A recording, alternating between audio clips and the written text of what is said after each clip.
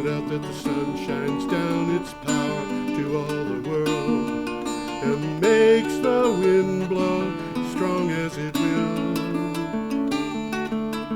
I wonder how gentle rains can fall upon the land, so lovely earth can stay lovely still. Hello, ladies and gentlemen. Welcome to the 618th edition of Energy Week with George Harvey and the illustrious Nancy Wolf. Hello. Hello. I'm illustrating. You're illustrating. Okay. This show is news aggregation show on energy and climate change, which comes from my blog, which is a news aggregation blog on energy and climate change. It is called geoharvey.com, and it has usually about 15 items per day, synopsis, title, link to the original. And I take 3 of those per day and put them into this particular show. The blog is called geoharvey.com. If you go down on the if you're watching this on a computer or otherwise able to get to it, you can go down, scroll down, and see a link that goes to Tiny URL. Tiny URL, and the thing on Tiny URL is Energy Week 618. So you can do that. If you go to my blog, you're going to have to click on the calendar to get to the appropriate date for the show and then look through 15 shows to find the one that you want. But if you go to the Tiny URL link, it's faster because there is one entry for each thing that we're talking about. It has the pictures, and you can just find things. We are starting on the 27th of March, which was a Thursday, and running through to the 2nd of April, which was yesterday, a Wednesday, Tuesday, Thursday. Yeah. I don't know. Anyway, should we go? Yeah, let's go. All right. Our first item here, this is important. It comes from Clean Technica, and that is a picture from the Intergovernmental Renewable Energy Agency. Yeah, the headline on this one is 92.5% of new power capacity added worldwide in 2024 was from renewables. Yes, some 92.5% of new power capacity added to the grid in 2024 came from renewable energy resources. This is not even competition anymore. And that's great because we're still running behind schedule when it comes to decarbonizing the world. Now, I saw that and I thought, that means 7.5% of all energy capacity additions worldwide in 2024 were fossil fuels or nuclear. Because nuclear is included with the fossil fuels for this, not with the renewables. And that means that the President of the United States is seeking to assert energy dominance by flooding the market, which is 7.5% of new. Would you do that? I don't think so. I mean, if we're looking at the numbers, it seems weird. It seems a little strange, doesn't it? Okay, we should go on? Yeah, let's go on. Unless you've got a comment on that. My comment is later. Okay. I have an updated comment for later on in the show. Yeah. But this one I found very interesting. Solar canals are coming for your fossil fuels. Yeah. This is in Clean Technica, and the author is a woman named Tina Casey, who every time, not every time, but very often, when she says that something is really good and it's renewable, she will say that it's coming for your fossil fuels. Okay, the U.S. is ripe with opportunities to establish itself as a leader in the solar canal movement, which opens up sites to develop solar power on existing water infrastructure. In California, researchers are hot on the trail of best cases for site selection among the state's 4,000 miles of irrigation canals. Now, the picture is a small canal. The big canals are, I don't know how deep this is, but the big canals are more than twice as wide. They can be 4 times as wide. Yeah. So this is just a small canal, and it's a place for having solar power. So Yeah. there you go. Yeah. I think we should probably move on. Yeah. Okay. Next, we have an item from ABC News and a picture of a honeybee.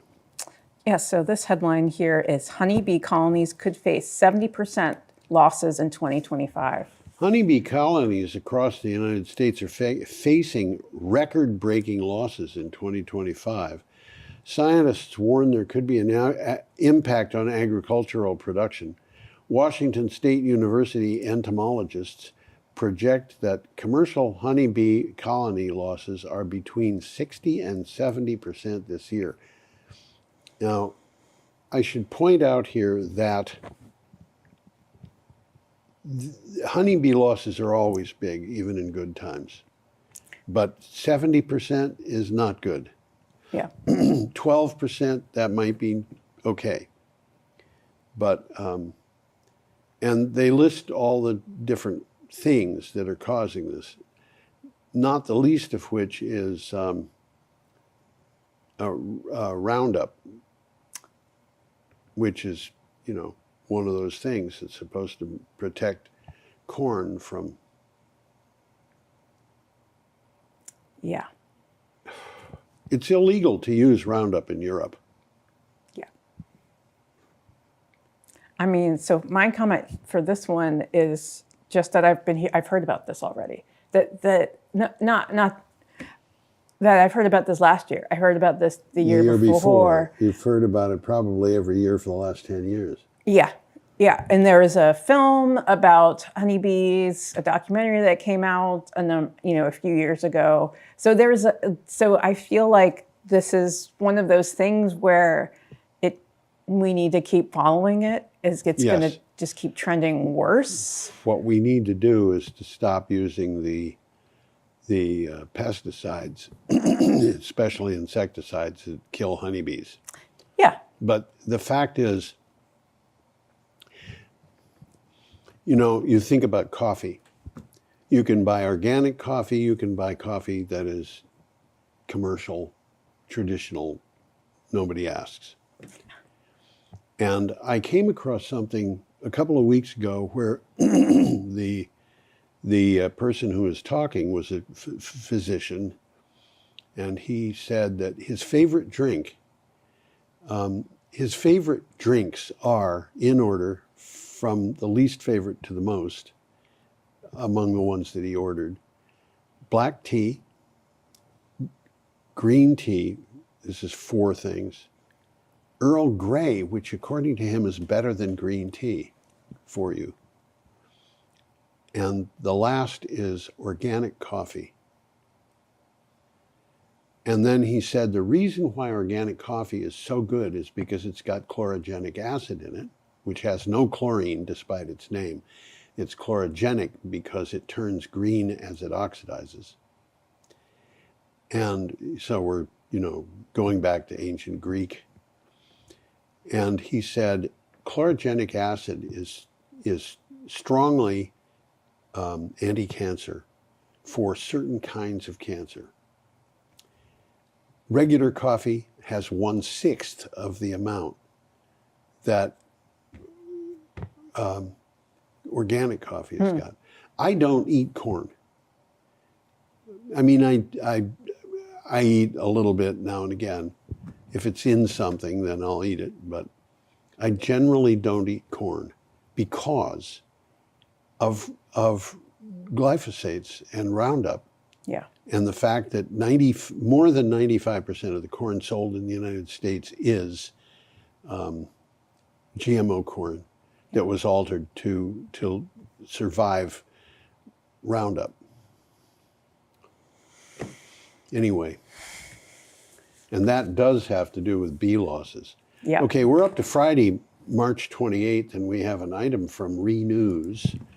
And a ship, actually, they don't call it a ship, they call it a vessel, which is called Wind Peak. And the difference between a ship and a big vessel, by the way, I looked this up, is that the ship has boats on it. Right, the ship has boats on it. Yeah. Well, the headline on this one is first turbine installed at 1.4 gigawatts Sophia wind farm. A 1.4 gigawatt offshore wind farm will provide more electricity on average than the Vermont Yankee nuclear power plant did. Cadillac successfully installed the first of 100 wind farms at RWE's 1.4 gigawatt Sophia wind farm off East England. Jack-up Wind Peak, that boat that you see is the Jack-up Wind Peak, arrived at the site on the 22nd of March after being loaded out with the first batch of 6 Siemens Gamesa 14 megawatt machines at the turbine maker's blade factory in Hull. And those things, the black things that stick up in the air out of this vessel, are the jacks, so it can jack up, and you can have it rest on the bottom of the ocean and jack up. That's, wow. I look at this thing and I say, why doesn't that thing tip over? But it doesn't. Oh. Okay. Should we go on? Yeah, let's go on. All right. We have more being installed at sea. This is from Renews, and that's a picture of OSS installation. OSS is offshore substation. Yeah. And so the headline here is CDWE installs high-long OSS topside. CDWE installed the HL3 OSS, again OSS being offshore substation, on the jacket for the 1 gigawatt high-long offshore wind project off Taiwan. This marks completion of 2 offshore wind substations rather, following the station installation campaign from last year's offshore wind farm. The installation was carried out by the vessel Sea Jade. Green jade. I'm sorry, you're right, Green Jade. Green like the, sea. Yeah, that's right. Okay. You have anything on that? Again, it's more cumulative. The next, the next similar one. Okay. Yeah.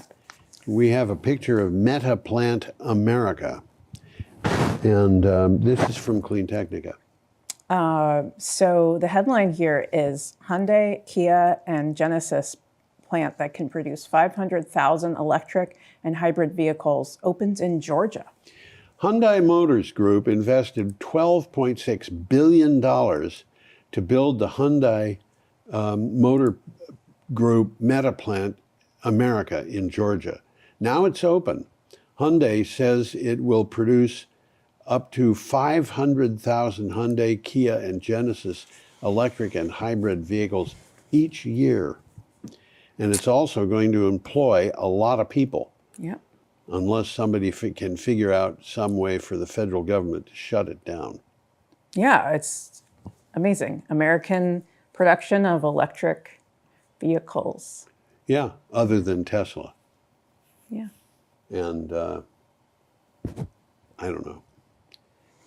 I'm amazed when I see Donald Trump sitting still listening to Elon Musk as he's sitting in the Oval Office. Elon Musk standing next to him, talking about things that just sound absolutely insane. Yeah. Yep. Okay, we're up to Saturday, March 29th, and we have a picture of Sacramento, at least downtown Sacramento, and an article from Clean Technica. And the headline here is PG&E advancing $43 million for 9 new community microgrids in Northern California. Right. Pacific Gas and Electric Company announced its intent to award up to $43 million in microgrid incentive program grant funding for the development of 9 new community microgrids in northern and central California, in that PG&E service area. So I think, honestly, all of our electricity should go through microgrids. All of our utility electricity should, because it would make us more resilient. So, Yeah. okay, we are up to, that was PG&E. We have a picture of the Doranel wind farm. This is from EDF, and we have an article from Clean Technica. Yeah. So the headline here is renewable energy provided more than 50% of UK electricity in 2024. Renewables' share of electricity generation was about 50.8% in 2024, the first time over half of the electricity came from renewables. It was the result of growth in renewable generation and a fall in non-renewable generation. In 2024, a total of 4.2 gigawatts of renewable capacity was installed. Now, this is the share of renewable energy worldwide. So if our share in the United States is half of that, then we're way behind the average country. Of course. Which I think is the case. Yes, definitely. I think that's the case. Yes. It's been the case for quite a while. Yeah. I should say, what are the countries that are really closing in or at or past 100% of their power grid coming from renewables? I would think that the closest folks usually to this kind of thing is in Norway or Denmark. Yeah. But Norway, I know. Norway is way out ahead. Yeah. But not ahead of everybody. Yeah. Iceland gets its electricity mostly from water power and geothermal. Huh. And they're talking about drilling wells into magma, believe it or not. Wow. Yeah, wow. Albania has been 100% renewable for a long time because a long time ago they built hydropower plants, and they've just been using electricity from those, although they are adding wind power and stuff. You mentioned Denmark. Bhutan is a big one. There's another country in Asia, I think maybe it's Nepal, I'm not sure. Paraguay and Uruguay. Now, Uruguay has been adding wind power, but Paraguay put in a huge amount of hydropower years ago, and they have been selling the excess to Argentina and Brazil. How much of their power do they get? 1,000%. Wow. And that's the way it's been for a very long time. 1,000% of their power. There are small countries. I think Tokelau. Where is that? Well, it's in the South Pacific. My recollection is Tokelau is 100% solar with diesel backup, but they are 100% solar power. Anyway, 1.2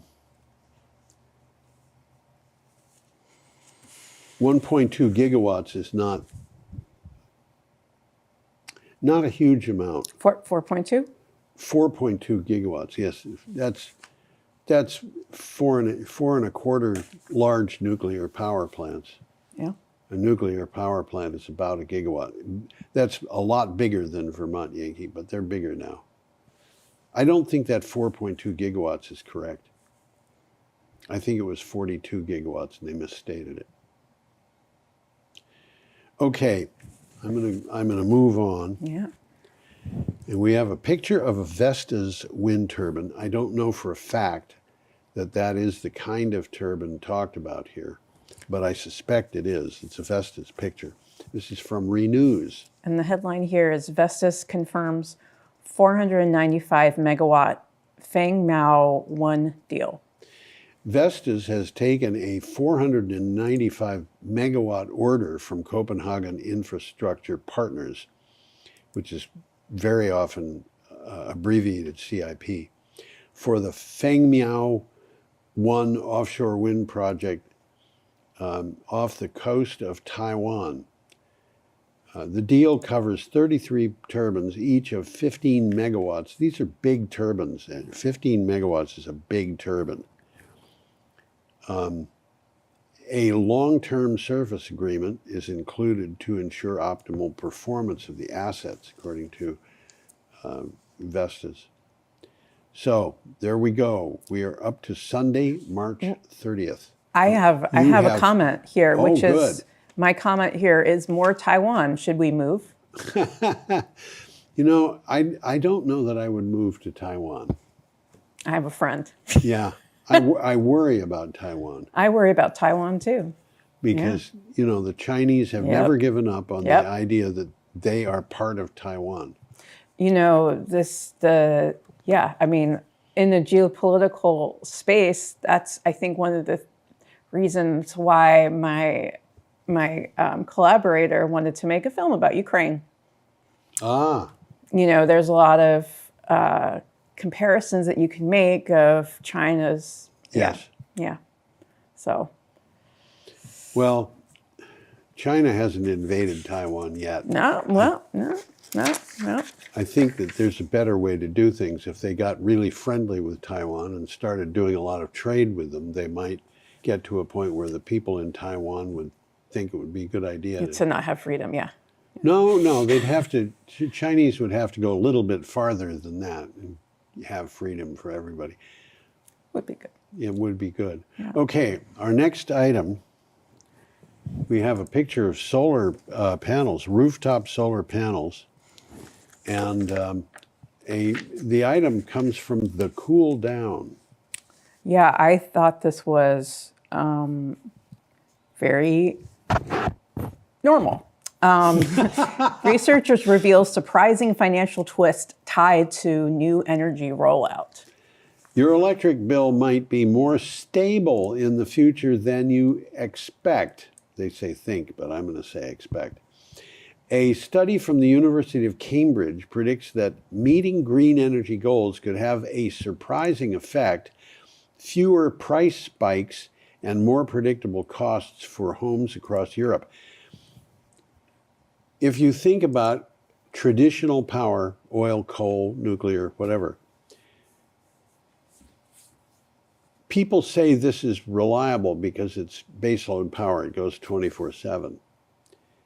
But the problem is you have price spikes, which can include shutdowns, because of the fuel. And the fuel, it just spikes radically. You don't have to follow the price of gasoline very far before you know that it goes up and down. Yep. And wind power, for example, the wind isn't always blowing at one wind turbine, but if it's not blowing at this wind turbine, it's very probably blowing at another wind turbine 100 miles away. And you don't pay for fuel. And that's the thing that spikes with traditional energy sources. So it is an interesting article. You know, we touch on later. We're talking also about this, but my comment here is calming consistency, and then I'll add more on that later in one of the other articles that kind of say the same thing. Okay. We have a picture of a beaver. Yes, we do. Yes, we do. This is from the BBC, Yes. and the headline here is "More Beavers Set to be Released." you would think more beavers would be hundreds of beavers, but in this particular case, it's two. Two. And they don't even know each other yet. Yeah. They probably know each other now. A breeding pair of beavers. How do they know they're a breeding pair? Well, there's one male and one female. Will be released into a new 6.5 hectare, which is 16 acre, enclosure in the Shropshire Hills in the headwaters of the River Clun. The river and its tributaries are a, quote, critical and fragile ecosystem, end quote, and the species within them, like Atlantic salmon, benefit from beaver dams, which create sediment-free water. This is really important. The dams, the water that goes through those dams is basically sediment-free because the dams hold the sediment, but they release the water. But there's a lot more to this. Have you got anything to say about it? Just that it's good. Well,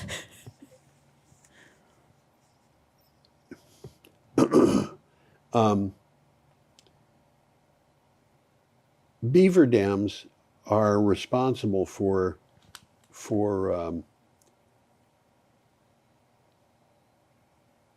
peat being developed. And the peat comes from moss. A lot of it comes from moss, but it comes from things that are vegetation and they fall through the water and wind up on the bottom where they set up anaerobic areas where they don't rot. So peat will build up continuously until there's no water left. And the result of that is that peat in the waters behind beaver dams and similar waters draws down something like 12 times, 16 times as much carbon dioxide out of the atmosphere as a forest. This is really big. And this is just part of it. Just think of all the mosquitoes that hatch in that water. Those mosquitoes do what? Well, before they bite people, while they're still wrigglers and so forth in the water, they're food for fish. You know, I mean, we've got, yeah. So, should I go on? Yeah. Okay. Let's go on. We have a picture of confusion and an article from Clean Technica. Oh yes, this is the one I really want to go into. So this is the headline here is anonymous survey of oil and gas executives says geopolitical uncertainty clouds their outlook. Well, I think their outlook has been clouded for a long time by their own money, but yeah. Out of all constituent groups in the United States, wouldn't you think that oil and gas executives would be supporting President Donald J. Trump's policies? Well, an anonymous survey released by the Federal Reserve Bank of Dallas says that's not the case. So what do you figure? So thinking about business for a moment here. Consistency is more valuable than inconsistency. And then if you can predict, you can set your benchmarks for your shareholders, and your shareholders can be happy because you've told them what would happen, and then it happened, and then they're happy, and all the money people flowing down are all happy because they know when something's happened. Well, I think that Donald Trump is a man who has a morbid desire to be thought of as decisive. And so he acts even if he doesn't know what to do. Right. No, of and course. The result of that is complete chaos. Yeah, but here's the thing: is calm is the calm of consistency is not just it's also the calm of consistency with your electric bill. So it's the calm consistency of your electric bill. So from all levels, our brains are just, when it's neat and tidy and simple, we're more we're in better shape Yeah. in general, not always, but in better shape because we can predict what the bill is going to be next month. Yeah, so we can make, so we can know make, that. We can make it, put it into our budget. Yep, exactly. Exactly. This is how budgets work. Yes. Yeah, and the federal government, unfortunately, is driving They don't know how a trade budget in works. ways where budgets are very unpredictable. Yeah, they don't really know how they function. Okay, we're up to Monday, March 31st. We have a picture of Mexico. Yeah. Well, that's because from PV Magazine International, Mexico announced its battery storage mandate for renewable energy plants. A month after India introduced an energy storage mandate for renewable energy plants, and China, this surprised me, ended its own, that is to say, China ended a mandate that it had on energy storage. Mexico has stepped forward with an ambitious 30% capacity requirement alongside plans to add a further 574 megawatts of batteries by 2028. 574 megawatts doesn't impress me all that much, but 30% capacity really does. Mm-hmm. And I think, we're going to get to a point where that's how we do things. Well, that's kind of the whole reason why nuclear sucks, to put it technical. Yes, I think that's a good, very clear way to put it. Because we don't have anywhere to put. It's unstable. It's unstable. Yes, it is. And we're at max instability. Yeah, and nuclear power is expensive unless the plant has been paid down. The reason why the plant can be paid down and not expensive, by the way, is because the federal government did two things, which it did using our taxpayer money. Our money. Yeah. The first thing was Price-Anderson, which meant that the nuclear plants don't have to get insurance for major problems at the plants. If there's a meltdown and it causes extensive problems, that's not paid for by insurance companies. If there's an accident on the plant, it may be paid for by insurance companies, but meltdowns are unusual. It's paid for by the federal government, which is taking money out of our pockets to do that. Yes. Now, the other thing is the federal government told the nuclear plants, both of these things happened very early on. The nuclear industry went to the federal government and said, if we don't get this, we're not going to be able to function. And the federal government gave the nuclear plants the benefit that they didn't have to take care of waste. So when the federal government, when a nuclear plant puts spent fuel into a spent fuel pool, it stays there for a while, a number of years. When it comes out of the spent fuel pool, it's going to go probably into a cast iron container. I mean, not cast iron, cement container, which will hold it.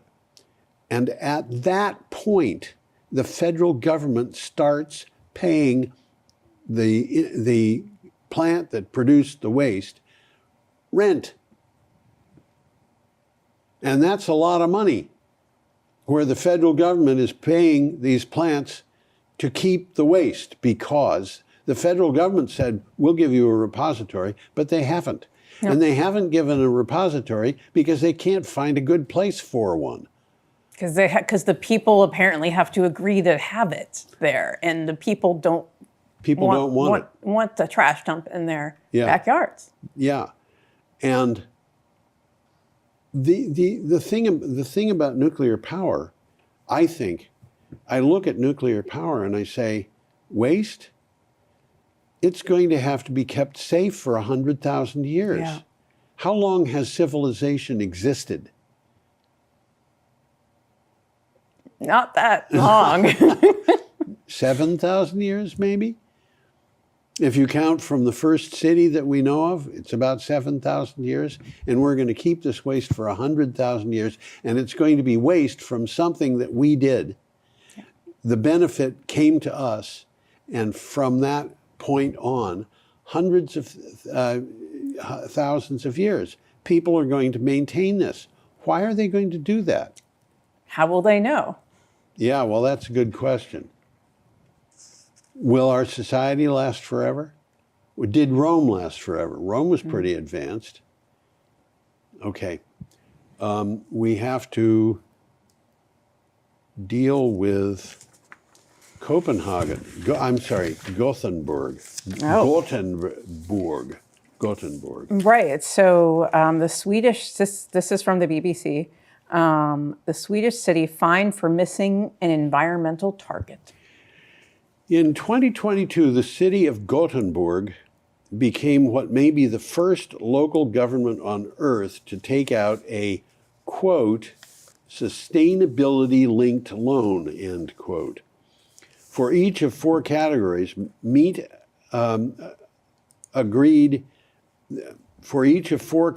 they have to meet agreed annual improvement levels. Gothenburg gets a discount for a yearly fee it pays on the loan if they meet it. But if they don't meet it, they pay a fine. And this year they might not meet it. So that's kind of a nice looking city. I went through lots and lots and lots of pictures of Gothenburg.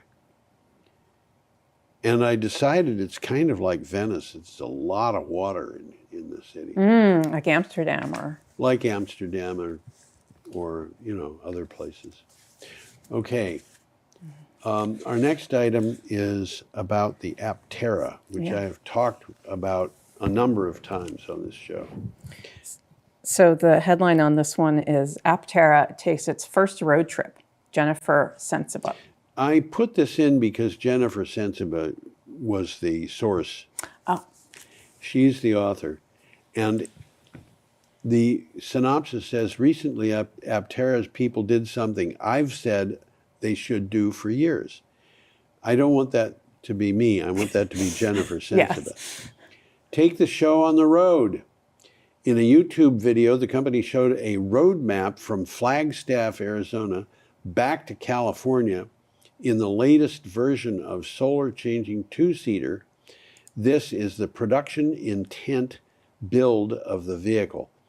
So this vehicle, which you see right there, is an Aptera, which is a three-wheeled car.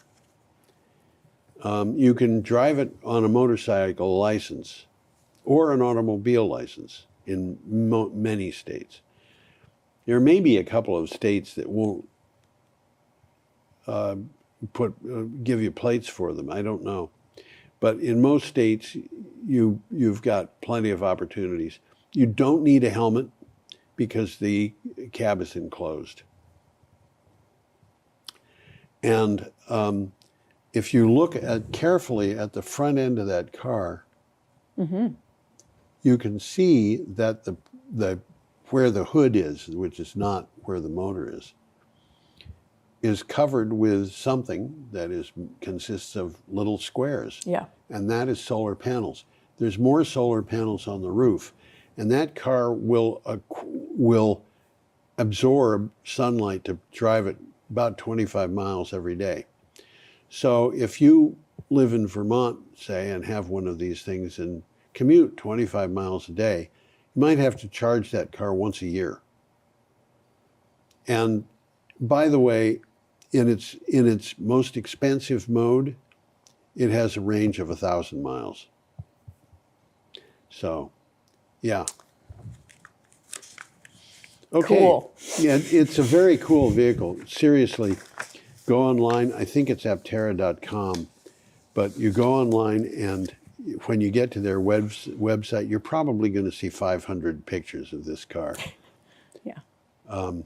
They had a really good idea. It has a it has a history that goes back for, I think, probably 12 or 13 years, maybe longer. They originally envisioned this car as a super efficient gasoline-powered car. And they wanted to have it, just run for a very long distance. Believe it or not, people have range anxiety with gasoline. But they wanted to be able to have it run a very long distance. And they designed the car. The reason why it looks like a wingless airplane is because they designed it with aerodynamic efficiency for an airplane. And they came up with a car that was super efficient, but it is crowdfunded, and they never got enough money to put it into production. So they declared bankruptcy. The company was bought by a Chinese company, which was going to put it together, which didn't. And eventually, the two people who started the company in the first place bought it from that Chinese organization, bringing it back to the United States.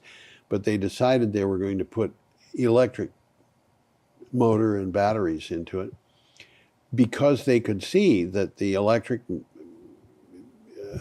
drive system would be far less expensive than one that involved gasoline. So that's what they're doing. Okay, we are up to Tuesday, April 1st. This is April Fool's Day, but I don't have any fun, foolish stuff. I should put that up. Yeah.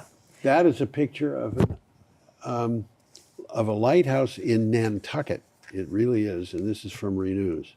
So the headline here is more offtake delays for New England offshore projects. Yeah, one of the things about New England, by the way, I read a lot about New England in the news that doesn't make sense at all. Like, we're going to build a 400 megawatt solar farm in western New England in the desert.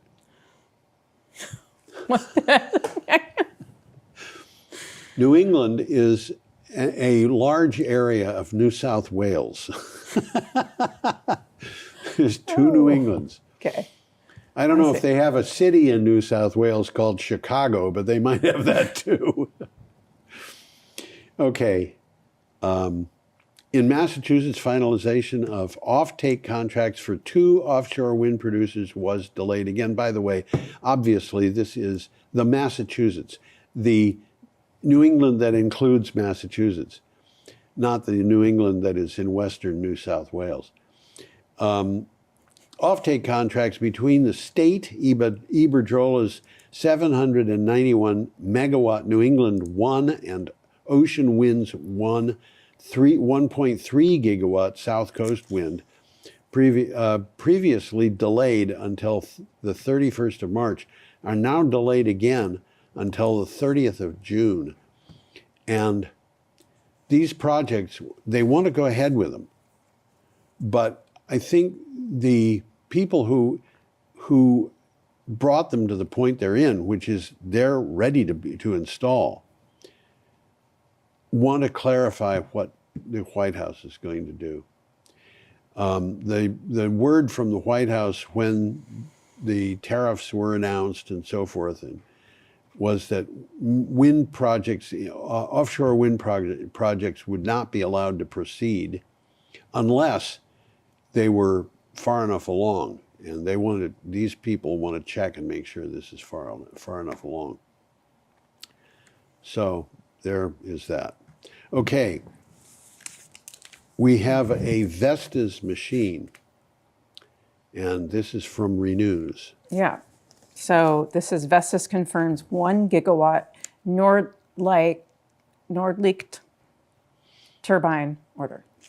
Vestas has confirmed an order for 68 wind turbines of 15 megawatts each for Vattenfall's Nordlicht 1 offshore wind project in the German North Sea.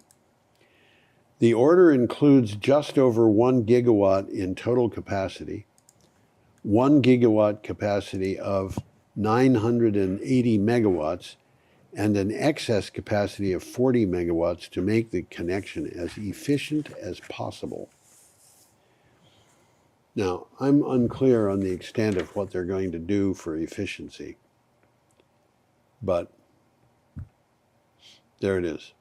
Yes. They are wanting to make the connections as efficient as possible. That sounds good. Yeah. Like a good desire. Well, there are a lot of things about balancing loads and, if Right. you've got batteries and stuff. So that's all important. Okay, we have a picture of an iceberg. There is a picture of an iceberg. Yeah. That's an old picture of an iceberg. It's not the new iceberg that just formed. And the story comes from ABC News. So the headline here is Antarctic iceberg the size of Chicago breaks off, revealing thriving undersea ecosystem. Okay, an iceberg the size of Chicago broke off an Antarctic ice shelf, revealing a thriving ecosystem beneath it, according to researchers. They found a, quote, beautiful, thriving ecosystem, end quote, on the seafloor where it had been possibly brought nutrients by ocean currents. Okay, that's the end of the thing for this story. Yeah. But there's a bunch of things that I could say about this. I don't think Chicago is the size of a really big iceberg. It's the size of a big iceberg, but not the biggest that's come along. The thing that's interesting about this story is not quite so much the fact that the iceberg is 50 square miles or whatever it is. It is the fact that they have a thriving ecosystem below it. Yep. And that means these animals and I don't know what else have been living there for some time. So that was an ice shelf that was sitting on the water, not supported by the floor of the ocean. And so when it broke off, it didn't raise the ocean, but it also did unblock the ice behind it in the glacier, which means that ice can move into the ocean faster. The other thing is, if you've got a thriving ecosystem, that means that a lot of nutrient is being washed in on currents, which means there are currents, which means that the ice in the ice shelf has been exposed to water that has the potential to warm it for years, many years. Yeah. So all of that stuff is going on, has been going on for a long time. We are up to Wednesday, April 2nd, and we have, a picture of a small tortoiseshell butterfly. Yeah. So the headline here, it's from the BBC, and it's last year, one of the worst for UK butterflies. According to conservationists, last year was one of the worst on record for UK butterflies. The UK Butterfly Monitoring Scheme found that for the first time, more than half of their species in the UK are in long-term decline. That's an important fact. And even the most common butterflies are suffering losses. Have you ever been to the Butterfly Museum? I took my grandkids there a dozen years ago, maybe 20 years ago. I hope it's still going. It's a really beautiful place. It's got lots of stuff in it, and it's got butterflies just flying around. Oh, wow. Yeah. Yeah, it's fun. Okay, do you want to go on? Yeah, let's go on. We have a picture of Elon Musk selling a Tesla. And that's what he's actually doing. Donald Trump bought the Tesla. Donald Trump bought the Cybertruck, I think. And if he did, he bought the vehicle that I think is the ugliest vehicle ever produced. Well, this is from Clean Technica. yeah, and the headline here is Tesla board asks Elon Musk to step down. Well, Elon Musk just sold that Cybertruck. Why should he step down? That's not fair. And he sold it to the President of the United States. The Tesla board of directors hasn't been exactly reasonable and independent in the past. Musk has been allowed to tarnish the Tesla brand that he once was critical in building up and drive sales down, down, down as the board has remained silent and seemingly useless. That is until now. And they're tired of it. Yeah. I don't know. Tesla is selling it at price to earning ratio that I think is absurd. Even now, even after falling almost 50%, the price earning ratio is absurd. So, I don't know. And we have one more story. Yes, we do. This is a picture of an offshore wind farm, and the story is from Renews, and the offshore wind farm that they picture is a Skyborn Renewables offshore wind farm. So the headline here is Swedes grant nod for a 2.8 gigawatt Skyborn project. Skyborn Renewables cleared a crucial hurdle in its plans for an offshore wind farm in Sweden. County Administrative Board of Uppsala recommended that the Swedish government approve the 2.8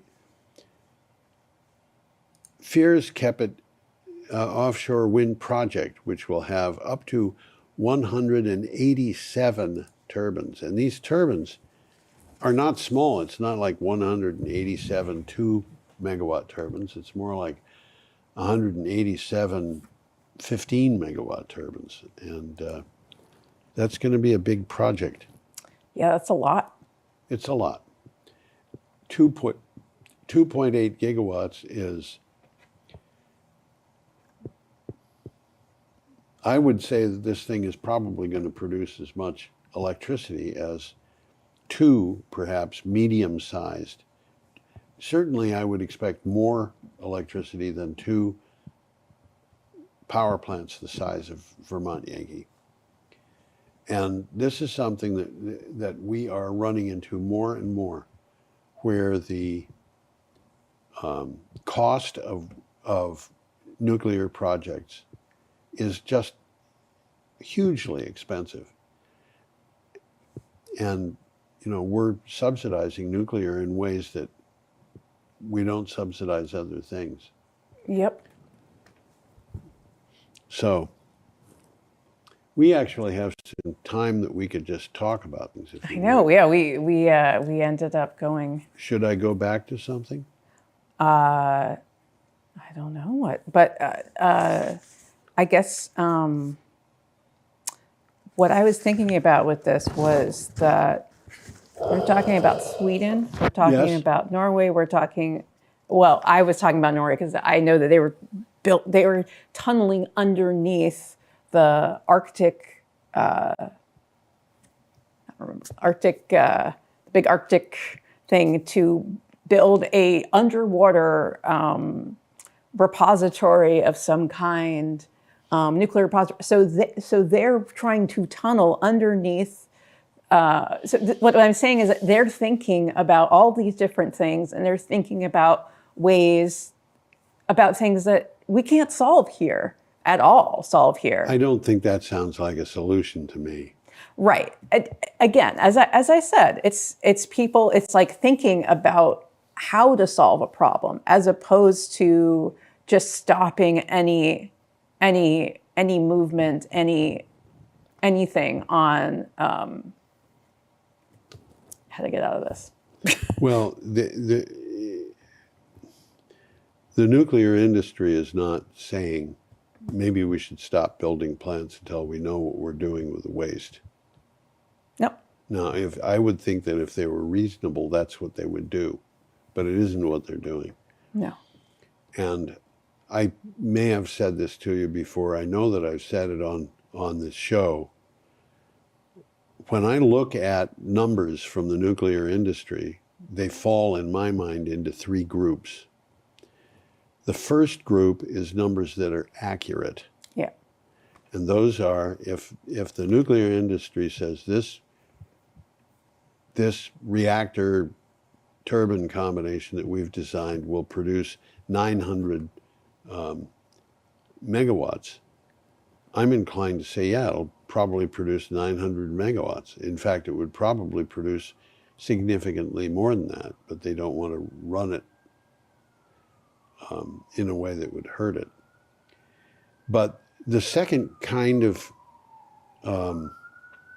number that they have is one that is anywhere from 2 to 3 or even more powers of, I'm sorry, is a factor of 2 to 3 or even more off, which is always, it's always ambitious. It always is, looks at their own benefit. And the numbers that are 2 or 3 off by 2 or 3 times are the amount of time it'll take to build a plant. Mm-hmm. So if they say that it'll take 6 years, they really mean maybe 12, maybe 15. The second thing is the cost. So if they say it'll cost $6 billion, they mean it might cost $12 to $15 billion. Yeah. And sometimes it gets really out of hand and it's far more than that. But the third kind of number is the numbers that are off by an order of magnitude.